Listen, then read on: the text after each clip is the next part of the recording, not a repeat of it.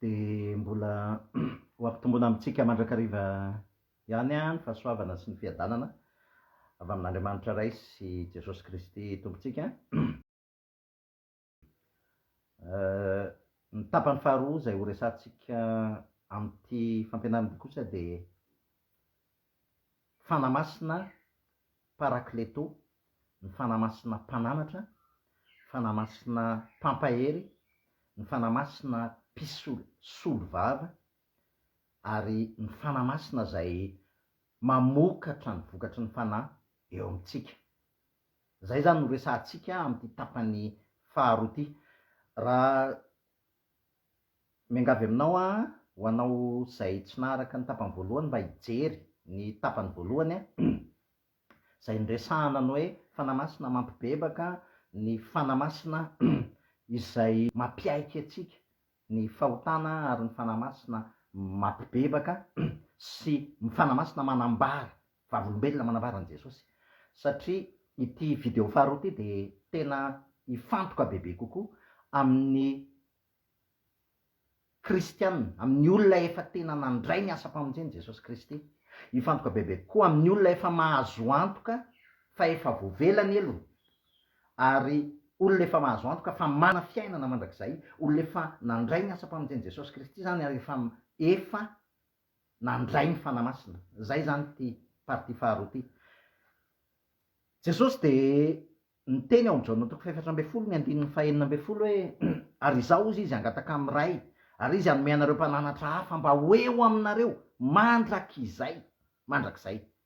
Dia ny fanahy ny fahamarinana ozy izy izay tsy azony tontolo izao ho raisina satria tsy hitany na fantany, fa ianareo mahafantatra azy satria mitoetra eo aminareo izy ary ao anatinareo. Mitoetra eo aminareo izy ary ao anatinareo. Zay le fanamasina zany, zay le tapany faharoa izay retsahantsika amin'izay ny tena fiainana kristianina. Zany hoe rehefa nandray famonjenitsika, rehefa nahazo antoka ny famelan-keloka isika, rehefa nahazo antoka ny fiainana mandrakizay tsika, dia ahoana kosa amin'izay ary ny rehefa avy eo. Dia ny fanamasina aloha rehefa miteny Jesosy parakleto dia misy dikany vitsivitsy le izy. Ao anatin'izany hoe mpananatra, ao anatin'izany hoe mpampahery, ary ao anatin'izany hoe solo vava. Mpananatra, mpampahery, solo vava. Alohan'izany aloha mila azontsika tsara fa io fanamasina io, araky ny efa nambarako tao amin'ny tapany voaloha, dia nitenen'i Jesosy izy io ao amin'ny Jaona 5:5-20 zao nitenen'i Jesosy ao hoe fa raha tonga ozy izy mpananatra izay irahako eo aminareo avy amin'ny ray, dia ny fanahy ny fahamarinana izay mivoaka avy amin'ny ray ozy izy, dia izy ny vavolombelona anambara. Zany hoe tsy ndriko tsara zany, fa ny asan'ny fanamasina zany dia vavolombelona manambara an' Jesosy Kristy. Zay zany no asan'ny fanamasina, zay manambara ny asa-pamonjeny Jesosy Kristy. Ary mbola toizan'i Jesosy Kristy le izy ao amin'ny Jaona 4:9, ao amin'ny Jaona 4:9 dia zao no tenen'ny Jesosy hoe izy ankalaza fa handray avy amin'ny ahy izy hanambara izany aminareo. Izy ankalaza fa handray avy amin'ny ahy izy ka hanambara izany aminareo. Amin'ny teny frantsay avery kely izy dia zao dikan'le teny amin'ny teny frantsay izay nitenen'i Jesosy hoe il manifestera ma gloire car il puisera ozy izy dans ce qui est à moi et vous l'annoncera. Il manifestera ma gloire, il puisera dans ce qui est à moi et vous l'annoncera. Inona dikan'izany? Zany hoe ny fanamasina zany dia anambara ny voninahitry Jesosy Kristy, ampiseho ny voninahitry Jesosy Kristy. Il puisera dans ce qui est à moi, zany hoe anovo ao amin'izay any Jesosy Kristy izy zany, anovo ao Jesosy Kristy izy, tsy hanambara ny tenany. Ny fanamasina tsy manambara ny tenany mihitsy, fa manambara ny Jesosy Kristy sy ny asa-pamonjeny. Zay no asan'ny fanamasina, ary zay no tenen'i Jesosy eto hoe il manifestera ma gloire, ampiseho ny voninahitro izy zany, ary anovo ao amiko zany fanamasina zany amin'ny zavatra rehetra zay efa vitan'i Jesosy Kristy. Inona moa zany hoe, inona ary zany hoe vavolombelona manambara an' Jesosy Kristy zany? Iverenantsika kely fotsiny hoe inona zany hoe vavolombelona manambara an' Jesosy Kristy zany alohan'ny resantsika io. Inona amin'izay no tena dikan'le parakleto, mpananatra, mpampahery, solo vava. Alohan'ny resantsika an'izay dia resakitsika hoe inona ary ny tiany Jesosy tenenina amin'le hoe ho vavolombelona anambara izy ozy izy jesosy kristy anambara inona le ho ambarany fanamasina zany, inona le zavatra ho tondronony fanamasina satria zany vavolombelona zany nanatrika vavolombelona zany manambarany zay zavatra hitany, vavolombelona zany a miteny zay zavatra reny sy hitany ary fantany fa mariny, zay natsiny hoe vavolombelona zay.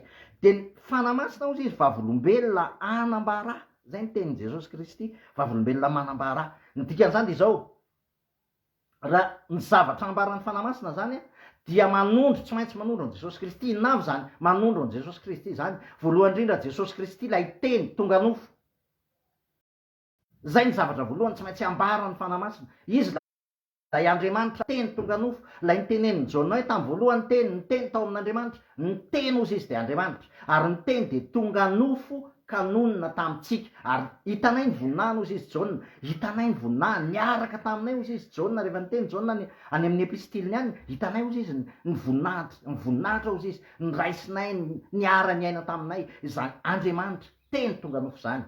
Zay ny zavatra voalohany indrindra ambaran'ny fanamasina, ny teny sy ny fanahy. Ny teny sy ny fanamasina de tsy maintsy miaraka miasa, ny teny sy ny fanamasina de tsy maintsy miaraka miasa. Mila azontsika tsara zay hoe ny teny sy ny fanamasina de miaraka miasa. Ny dikan'izany de zao, ny fanamasina de tsy maintsy manondro an'lay teny tonga nofo jesosy kristy.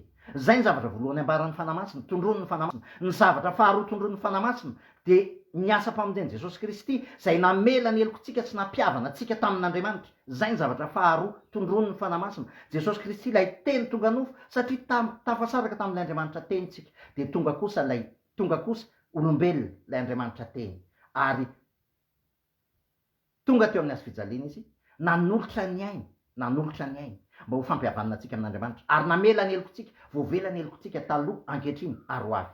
Ny fahatelo manaraka an'izay, ny fanamasina de manondro ny asa-pamonjeny jesosy kristy zay nahavohombo antsika ihany koa niaraka taminy teo amin'ny hazofijaliana, satria lay izao antsika, lay tsika taloha de tsisy ninninona azo raisina, tsy maintsy olom-baovao ao amin'ny kristy zay ao amin'ny kristy de olom-baovao, efa lasa ny zavatra taloha izy indro efa vaovao reo. Zany hoe rehefa ao amin'ny kristy tsika zany raha misy olona ao amin'ny kristy de olom-baovao izy, zany hoe lay olona taloha zany de ny fantsihany niaraka taminy teo amin'ny hazofijaliana, zavatra efa vita zany. Ny fahatelo nentin' jesosy kristy ny endrim-pahafatesana rehetra tokony hojonjaitsika, vokatry ny fahotantsika nentin' jesosy zany. Faefatra ny maty izy, nitsangana tamin'ny maty izy, ny dikany hoe nitsangana tamin'ny maty izy de resy ny fahafatesana, zany hoe nanala atsika tao amin'ny fahafatesana izy ary namindra atsika ho ao amin'ny fiainana mandrakizay. Zay zany ny zavatra, zay ny zavatra faefatra izay a.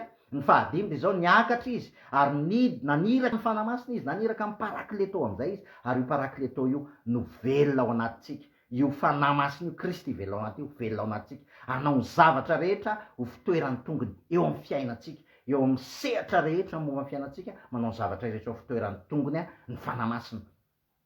Dikan'izany de zao, zay ny zavatra tondron'ny fanamasina. Fa iresaka am'izay tsika hoe ahoana am'izay le tena fiainana kristianina ao anatin'izay zavatra zay a, ny fanamasina dia mpananatra, mpisolo vava, papahery. Fa maninona moa tsika no mila mpananatra? Maninona tsika no mila, amin'ny teny frantsay izy conseiller ny ilazany anazy. Inona ilantsika mpananatra? Tsotra ny antony ry avana. Ny antony ilantsika conseiller, itsika de efa zatra mandeha amin'ny herin'ny tenantsika, itsika de efa zatra maleo tena, itsika de tsy mahay miankina amin'Andriamanitra.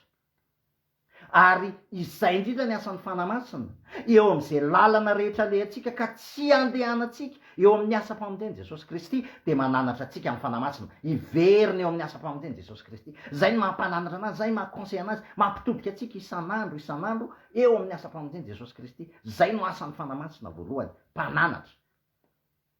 Pampahery, fa inona ny ilana ny fanamasina? Maninona ny fanamasina amin'ny pampahery? Satria tadio tsara fa ao anatin'ny fahalemetsika ny tenin'ny Paoly de miteny hoe ny fahalemeko ozy izy ny fahatanjahako, nakirearea ozy izy, fa intelo nisy tsilo ozy izy teo amin'ny nofoko ozy izy i Paoly, nisy tsilo teo amin'ny nofoko ozy izy, ary nitelo aho ozy izy nangataka an'izany, fa ozy izy ny fanahy, ozy izy jesosy hoe ampo anao ny fahasoavako, ny heriko tanterahana amin'ny fahalemena. Ny dikan'izany de zao, eo anatin'ny fahalemetsika, eo anatin'ny zavatra rehetra mianjady amin'ny fiainantsika, eo amin'ny zavatra rehetra tsy ahitantsika fitsarana, eo amin'ny fahalavontsika ary dia ny fanamasina ny mpampahery atsika, ny fanamasina ny mpanangana atsika, ary processus mandra-pahafaty présent eo amin'ny fanamasina, présent eo amin'ny fanamasina ao anatintsika, eo aminareo ozy izy Jesosy ao amin'ny Jaona toko 10:12, eo aminareo ozy izy ary ao anatinareo,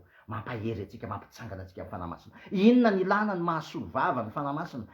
Inona mailana ny mahasolo vava anazy? Any amin'ny Jaona voalohany a, toko voalohany a, ny epistilo nosoratany Jaona zany dia zao ny zavatra nyteneniny Jaona any. Ozy izy Jaona hoe raha hoy isika ozy izy tsy manana ototsika dia mamita tena ozy izy, ary ny marina tsy ato anatintsika, zany hoe rehefa nivonjeny Jesosy Kristy tsika, rehefa nandray famelan-keloko tsika, rehefa miaina n'le fiainana mandrakizay tsika, rehefa azotsika antoka moa zany le fiainana mandrakizay, rehefa azotsika antoka le famelan-keloko, dia diso hevitsika raha miteny hoe za dia tsy manota tsony. Diso zany, fampianaran-diso zany, tsy mpanota intsony tsika fa saingy mbola manota. Zavatra roa samihafa mihitsiny zany, tsy identité atsika intsony ny mpanota, tsy identité atsika intsony ilay mpanota, fa ny identité atsika dia zanak'Andriamanitra. Fa saingy zao ny teny eto dia mazava, raha hoy isika tsy manana ota tsika dia mamita tena, zany hoe mbola manoty tsika zany. Satria nahoana lay voafantsika sy voomby teo amin'ny hazo fijaliana, ilay tsika taloha iny tadio tsara fa isaka misy zavatra miseho amin'ny tontolo hitamaso, iny no mireagira iny, iny no tonga dia mihetsika iny, te hetsika foana le itsika voaomby teo amin'ny hazo fijaliana, te hetsika foana, te hanao zavatra foana, te ho ahetsiky ny tontolo hitamaso, te ahetsiky ny retsim-pandrenesana dimy foana. Ary rehefa misy zavatra, ary zay ny tena fahotana tsinona, itsika mandeha amin'ny herin'ny tenatsika, itsika tsy mino. Zay le tenenin Jesosy any amin'ny Jaona toko 4:12 le niteneniny hoe raha irahako any aminareo ozy izy ny mpananatra, rehefa tonga izy dia apaiky anareo ny fahotana ozy izy satria tsy mino ahy izy. Zany hoe ny fahotana zany dia le tsy finoana ny asa-pamonjeny Jesosy Kristy. Itsika rehefa misy zavatra miseho amin'ny tontolo hitamaso dia mamaiky atsika ny hetsika, mamaiky atsika ny hanao zavatra, mamaiky atsika ny reagira, miankina amin'le tontolo hitamaso hitatsika. Ary zay nefany isaky ny mihetsika tsika dia tadio tsara fa mandeha amin'ny fitarian'ny nofitsika, ary marary tsika, olona voafantsika zany, olona voaomby zany, rehefa mihetsika tsika henontsika fa marary, henontsika fa tsy tokony hanao an'izany tsontsika, fa saingy mbola mihetsika tsika, mbola mireagira tsika eo anatrehan'ny tontolo hitamaso. Misy olona manao marary atsika, misy olona mety miteny raty atsika, manao zavatra isan-karazany eo anatrehan'ny aretina mitrangy, eo anatrehan'ny olana mitrangy, eo anatrehan'ny zavatra mety mampatahotra eto amin'izao tontolo zao, mbola mireagira lay nofitsika. Dia eo anatrehany zany, izay ny antony mahavoombo anazy. Dia rehefa mandeha ao anatin'izay fitarian'ny nofo zay tsika, dia zay tsika manota. Ozy izy ny tenin'Andriamanitra hoe raha hoy tsika hoe tsy manota tsika dia mamita tena, marina ozy izy tsy ato anatintsika. Raha miaiky ny fahotantsika tsika dia matoky sy marina izy, fa mamela ny fahotantsika sy manadio atsika ho afaka amin'ny tsy fahamarinana rehetra. Raha hoy isika tsy manota tsika dia mampandainga azy, ary ny teniny tsy ato anatintsika. Anaka ozy izy Jaona, izany zavatra zany ny soratako ny aminareo mba tsy anotanareo, ary raha misy manota dia manana solo vava, manana parakleto ao amin'ny ray isika, dia Jesosy Kristy lay marina, parakleto. Ny dikan'izany dia zao, isaky ny fiainana ao anatin'ny fiainantsika kristianina, rehefa mbola mandeha amin'ny fitarian'ny nofitsika, rehefa mbola mihetsika le teo amin'ny hazo fijaliana, dia miaiky ny fahotantsika tsika Jesosy ahy, miaiky ahy, tena miaiky ahy fa nandeha tamin'ny fitarian'ny nofindray ahy, dia matoky sy marina izy ozy izy, ary manadio atsika ho afaka amin'ny tsy fahamarinana rehetra, miverina eo amin'ny asa-pamonjeny, mandraindray miaina indray an'le famelan-keloka. Ary raha misy manota ozy izy ny tenin'Andriamanitra dia manana solo vava ao amin'raitsika, dia Jesosy Kristy manana solo vava ao tsika. Ny dikan'izany dia zao, ny fanahin'Andriamanitra zany dia sady mpananatra atsika, mananatra atsika izy, mampianatra atsika izy, mampahery atsika izy, ary solo vava ao atsika izy. Ary ny zavatra anisan'ny ngezabe anankiray ihany koa ry havana, mila azontsika tsara ao anatin'ilay izy. Ny zavatra ngezabe anankiray dia mifanamasina io parakleto anatintsika io, mamokatra ny vokatra ny fanahy eo amintsika. Ny vokatra ny fanahy dia tsy ezaka ataontsika akory, ny vokatra ny fanahy tsy ezaka ataontsika, fa ny vokatra ny fanahy dia vokatra ilay tahaka ny hazo. Raha isoaran-tsaina misy hazo anankiray, misy fototra eo, dia misy sampany. Tsy ny sampany no mamokatra, fa vokatra ilay firaisany amin'ilay fototra dia mamokatra ilay hazo ray manontolo. ny dikan'izany de zao ao am' galatiana toko fahadimy toko faharoa amby roapolo de zao ny teniny ao fa mivokatry ny fanahy kosa de fitiavana, fifaliana, fiadanana, faharipo, famoram-panahy, fanaova-tsoa, fahamarinana, fahalemem-panahy, fahononam-po. Tsy misy lalàna manohatra an'izany. Araky ny teneniko teo, reo vokatry ny fanahy reo a de vokatry ny fanahy zay avoaka ny Kristy velona atsika. Tsy tsika ny mamokatra andreo fa ny fanahy masina ny mamokatra andreo amin'ny alalatsika. Ohatrany ahoana zany zavatra zany fa mivokatry ny fanahy de fitiavana. Ny mifanohatra amin'ny fitiavana de atahotra. Mifanohatra amin'ny fitiavana de tahotra. Mifanohatra amin'ny fitiavana tsy fankahalana fa mifanohatra amin'ny fitiavana de tahotra. Zany mahatonga ny ten'Andriamanitra miteny foana be deaibe hoe aza matahotra.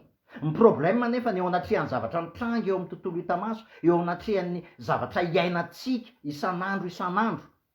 Ahoana moa ny tsy atahorantsika? Eo anatrehan'ny aretina, eo anatrehan'ny olana, eo anatrehan'ny zavatra maro isan-karazana ohatra mitranga eto amin'ny firenena, mitranga eto am'izao tontolo zao. Ahoana ny tsy isian'ny tahotra? Ahoana ny tsy isian'ny fanahina? Miteny fotsiny tenin'Andriamanitra hoe aza matahotra. Ahoana ny tsy isian'izany? De ny vokatry ny fanahy ao anatintsika ny manala antsika ao anatin'izany tahotra zany. Ny vokatry ny fanahy de fitiavana. Ny fitiavana de Andriamanitra ny fitiavana. Ary ny fitiavana zay niporofon'Andriamanitra de ozy izy hoe fa toy izao ny fitiavan'Andriamanitra n'izao tontolo zao nomeny ny zanany latokana mba tsy ho very zay rehetra mino azy. Inona ny dikan'izany? Ny eo anatrehan'ny tahotra isan-karazany, eo anatrehan'ny zavatra isan-karazany zay mitranga eo amin'ny fiainantsika mampatahotra atsika ary tsy maintsy misy zany. De eo anatrehan'izany kosa ny fanahy masina mampitodika atsika isaky misy zavatra mitranga. Aleo tsotra, mitsotra eo anatrehan'Andriamanitra, mitsotra eo anatrehan'i Jesosy, miaiky ny fahotantsika tsika. Tahotra zany anie tena fahotany eo anatrehan'Andriamanitra satria mandeha amin'ny herin'ny tenantsika tsika, mandeha amin'ny nofotsika.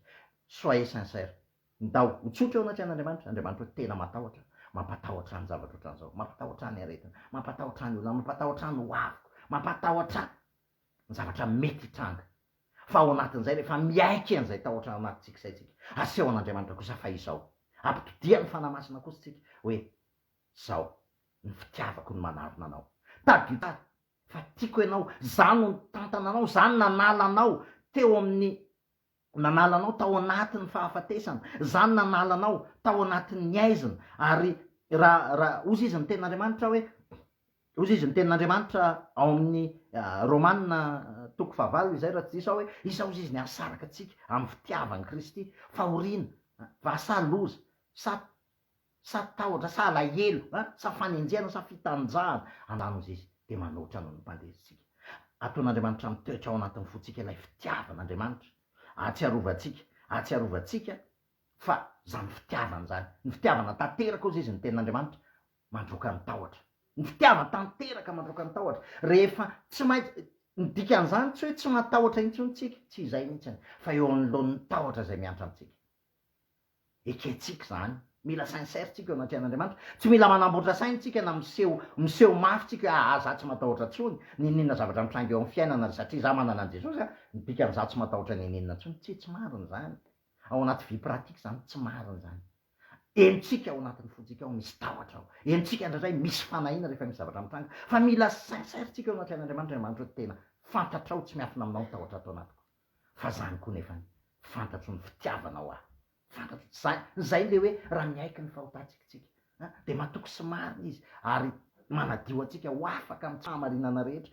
Ny fahamarinana de tsy misy afa-tsy Jesosy Kristy. Tahak'izany ihany koa vokatry ny fanahy izy de fitiavana, fifaliana eo anatrehan'ny zavatra mety mampalahelo isan-karazany.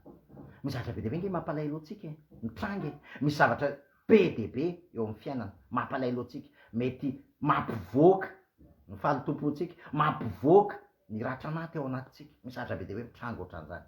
Fa saingy zao eo anatrehan'izany mila sincère koa tsika eo anatrehan'Andriamanitra. Andriamanitra malahelo misy zavatra mampalahelo tahakan'izao. Fa saingy zao ny fifalianao ny ainako, ny fifaliany Jesosy Kristy, fifaliany voavela heloko, fifaliana ao am' Jesosy Kristy rereny zany fifaliany voavela heloko zany. Zany ny vokatry ny fanahy manarona n'ilay alahelo zay mety hitranga amitsika, manarona an'izay zavatra mety mandratra atsika, mety mampalahelo atsika ao anatin'izany ny fifaliana lay vokatry ny fanahy no miseho amin'ny fiainantsika tahaka izany ihany koa ny teny ao anatin'izany ny teny tenin'andriamanitra ny vokatry ny fanahy ozy izy de fitiavana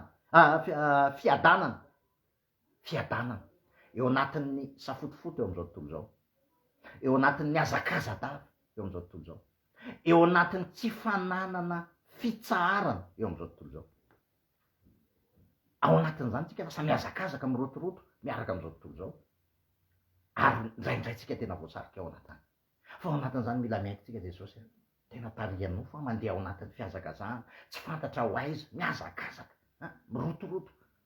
mirotoroto fa ao anatin'izany ny fiadanany jesosy kristy no mamokatra ao anatintsika ary zany fiadanany zany araky ny teneny jesosy kristy ny fiadanako nomeko anareo tsy tahaka ny fanomeny zao tontolo zao izy fiadanako nomeko anareo eo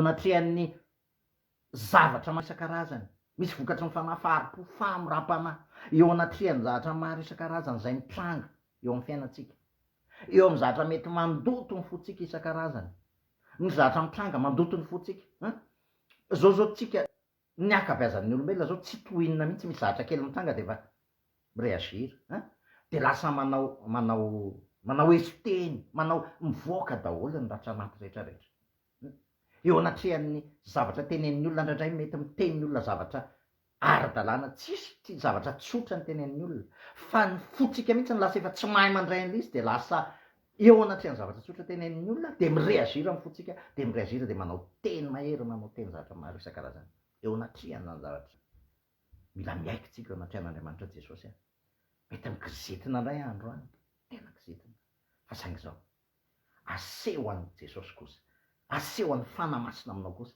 lay vokatry ny fanahy de le famorapanahy zany ozy izy zay ihany jesosy kristy tsy atsika io ny fitiavana zany tsy atsika ny fifaliana tsy atsika fa vokatry ny fanahy vokatry ny finoatsika ny asa famonjeny jesosy kristy eo anatin'ny ao anatin'izany miseho eo amitsika ny fahalemem-panahy ny fahononam-po eo anatrehan'ny zavatra maro isan-karazany mety misahatra mety tsirittsika mety misahatra za te ho zao za te anana an'zao za te anana an'zao de lasa ndraindray tsika lasa manota mihitsy eo anatrehan'zany zavatra zany ndraindray tsika tena mitarian'ny nofo mihitsy tsika satria misy zavatra iritsika misy zavatra eritreretrika hoe ananan'ny olona tokony mba ananatsika eo anatrehan'zany mila miaiky tsika eo anatrehan' jesosy tena ao anatin'ny foko mbola misy zavatra manetsika ny fitsiriritako mila miaiky an'zany mila sincere eo anatrehan'andriamanitra ary efa sincere ohatran'izany tsika de aseho an' jesosy kristy eo amitsika kosa ny fahononam-po ny fahononan-tena vokatry ny fanahy ao am' jesosy kristy ry havana raha azotsika tsara zany zavatra zany de mila azotsika hoe io fanamasina io de présent eo amitsika satria raha tsy io fanamasina io afaka miaina fiainana kristianitsika raha tsy io kristy velona ao anaty io tsy possible amitsika ny miaina fiainana kristianina satria etsekilanitsika zay voaomby teo amin'ny azo fijaliana itsika sy ny faratsy itsika fa na voaomby teo amin'ny azo fijaliana ary tsika rehefa misy zavatra miseho satria efa vitsy zany mila inony zany misy zavatra miseho eo amin'ny tontolo hitamaso de mbola mietsika ndraindraytsika mbola mietsika mila sincere tsika eo anatrehan'andriamanitra hoe miaiky an'izay fahotanitsika zay tsika mbola mietsika eo anatrehan'ny zavatra miseho amin'ny tontolo hitamaso mbola mietsika atao anatiko ny fahaletompo mbola mietsika atao anatiko ny fitsiritana mbola mietsika atao anatiko ny filana ohatran'izao mbola mietsika atao anatiko zany fa ny mampiavaka ny tena kristianina mampiavaka ny tena kristianina am'izay ary mampiavaka ny olona miainy ny fanamasina sy tena tarian'ny fanamasina de tsy miezaka izy akory fa vetivety ny fotoana ekeny vetivety lasa miena lay fotoana ekeny an'izay fahotany zay lasa vetivety lasa tsy mitahiry lolo-potsony zany zanak'andriamanitra zany mety testa mety malahelo normal zany testa malahelo zay ny ten'andriamanitra tezery fa aza manota zany hoe mety testa fa saingy zao rehefa miaika an'izay de aseho an'andriamanitra kosa ny fahadiovam-pony kristy atao anatiko rehefa miaiky an'izay fahalotoko zay rehefa miaiky an'izay fahalotopoko zay de aseho an' jesosy kristy kosa ny fahadiovam-pony rehefa miaiky afa misy fitsiritana atao anatiko dia aseho an' jesosy kristy kosa rehefa avy eo ny fahononam-pony miseho amin'ny alalako. Ndikan'izany zany de zao ry havana, ny fiainana kristianina de mila azontsika tsara fa tsy hoe tsika kory no lasa parfait, fa ny herin'Andriamanitra kosa no miseho eo amintsika ary manadio atsika, mananatra atsika, mampahery atsika, misolo vavatsika isan'andro isan'andro isan'andro. Zay tsy tsika fa lay herin'ny asa-pamonjeny Jesosy Kristy, lay fanamasina eo amintsika no mitazona atsika, no manangana atsika, no mampahery atsika, no mananatra atsika isan'andro isan'andro isan'andro isan'andro. Anisan'ny fahadisokevitra ngezabe ry havana ao anatin'ny fiainana kristianina, mizara roa le izy. Ny tapany voalohany misy kristianina zay mieritreritra fa rehefa kristianina raha mijanona mbola ho mpanota foana, zany hoe mbola mpanota foana, mbola tsy miova mihitsy mbola le zataloha ihany. Fiheveran-diso zay ry havana, oazavaiko ny mahafiheveran-diso an'izay rehefa avy eo. Fa misy kristianina ihany koa zay mieritreritra fa rehefa zanak'Andriamanitra izy, rehefa nandray ny asa-pamonjeny Jesosy izy, rehefa ao anatin'ny fanamasina, de lasa izy mihitsy ny mahery, de lasa izy mihitsy ny mandresy, lasa tsy manota intsony izy. Zay tena fampianaran-diso ihany koa zany, fampianaran-diso ihany koa zany. Ny tena fiainana kristianina mila azavaina tsara, rehefa niny ny asa-pamonjeny Jesosy Kristy itsika dia voaombo lay tsika taloha, zany hoe lay identité atsika mpanota nomboan' Jesosy Kristy teo aminy, ilay natura mpanota nomboan' Jesosy Kristy ihany koa, lay identité mpanota tena nalany Jesosy Kristy. Fa rehefa nitsangana tamin'ny maty izy de nomeny identité vaovao tsika, identité zanak'Andriamanitra. Zany hoe zanak'Andriamanitra zany tsy mpanota intsony identitéany, fa zanak'Andriamanitra rehefa miny ny asa-pamonjeny Jesosy ianao. Fa saingy zao natura mpanotanao de mbola mijanona eo fa voaomby teo amin'ny hazo fijaliana, fa saingy mbola afaka miseho manifeste io isaky ny tsy mibantsina ny asa-pamonjeny Jesosy Kristy ianao, isaky ny tsy mindro sy tsy manaiky ianao, fa ianao de efa voaomby teo amin'ny hazo fijaliana. Isaky ny tsy miaiky ianao fa matoa ianao voaomby teo amin'ny hazo fijaliana. Ny antony mila mazava nge, ny antony nge nanomboana antsika teo amin'ny hazo fijaliana, fa maninona kay nomboan'i Jesosy teo amin'ny hazo fijaliana tsika? Ny antony de tsotra, tsisy na inona na inona ilainy Jesosy ao amin'ilay tsika taloha. Mila azotsika zany, tsy misy na inona na inona ilainy Jesosy. Raha ohatra ka nilainy Jesosy le itsika taloha de tsy nomboantsika fa namboariny fotsiny, novainy fotsiny, namboariny le izy de novainy. Ary zay nefa fampianarana be deaibe, zay daholo ny fampianarana zao tontolo zao, zay tsy miivo amin'ny Kristy, zany ny développement personnel zany ny fampianarana rehetra ny ao anatin'ny religion rehetrarehetra, le anao le taloha ihany novainy tsaratsara kokoa. Tsy zany ny kristianisme. Ny kristianisme tsy ianao le taloha no vaina ho tsaratsara, fa ny kristianisme ianao le taloha voaombo ary olona vaovao ao amin'ny Kristy, niaraka nitsangana taminy, niaraka natsangany Jesosy Kristy. Fa saingy zao ao amin'ny zay le ao anatin'ny fiainana kristianina am'izay rehefa avy eo da ao anatin'ny vie pratique, lay olona taloha te hiverina foana, le olona taloha, satria le olona taloha tena ara-nofo ary ny mampihetsika an'le olona taloha de ndretsim-pandrenesana dimy. Isaka misy zavatra henontsika, hita amin'ny masontsika, tsapany ndretsim-pandrenesantsika, isaky ny misy zavatra mitranga eo amin'ny fiainatsika de ny mireagira voalohany, ny mihetsika voalohany aloha de ilay olona taloha. Ary rehefa mihetsika le olona taloha, te hanao zavatra le olona taloha, de eo ny mamerina ny fanamasina hoe le olona taloha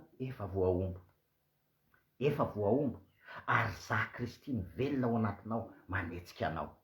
Tsy automatique zay zavatra zay, satria le olona taloha afaka tena mihetsika de mbola mihetsika de mbola mihetsika de mbola mihetsika de mbola mandeha eny izy, afaka mbola ohatran'izany. Ary hitantsika zany tena vie pratique zany fiainatsika, indraindray tsika tena mbola mandeha amin'ny fitarihan'ny nofo, mandritry ny fotoana elaela eny, fa rehefa avy eo averin'ny fanamasina ihany. Ndika zany de zao tadio tsara fa raha tsy azontsika aloha hoe le olona taloha, tsisy ny ilan'Andriamanitra n'le olona taloha, matoa tsika voaomby teo amin'ny hazo fijaliana.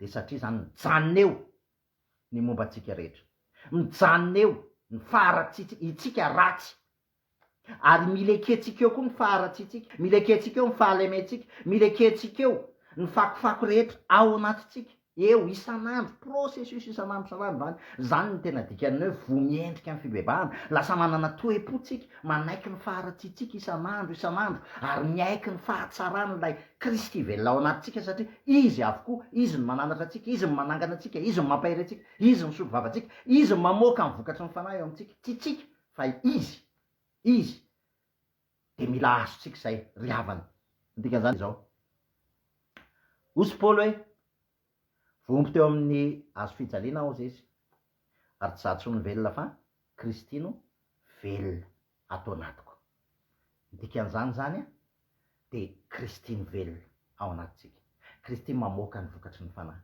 kristy ny manangana atsika kristy mbola mampahery atsika fa saingy zao koa nefany zao koa ny mila tena tadiditsika raha ozy izy jaona hoe raha ozy tsika hoe tsy manana otsika de mampandainga azy ozy izy ary marina tsy atao anatsika fa raha miaiky mifahotatsika tsika de matoko sy marina izy ary mamela atsika sy manadio atsika ho afaka amin'ny tsy fahamarinana rehetra raha misy olona manoto rozy izy de misy solovavy ao amintsy kristy tsika ao amin'andriamanitra tsika dia jesosy kristy midika miavana de zao mila matoky mandrakariva ny herin'ny asa-pamonjeny jesosy kristy tsika mila mitoetra ao anatin'izay herin'ny asa-pamonjeny jesosy kristy zay tsika tsy mila manamary-teny tsika hoe laha za de tsy manota intsony tsy mila manamary-teny tsika satria raha manamary-teny tsika raha milatsika fa tsy manota de marina ozy tsy ao anatsika fa zao kosa nefany ny herin'ny asa-pamonjeny jesosy kristy de eo amintsika isan'andro lasa mampiseho an'lay fitiavana eo amintsika amin'ny alalantsika mampiseho amin'ny fifaliany amin'ny alalantsika mampiseho amin'ny fahononam-pony amin'ny alalantsika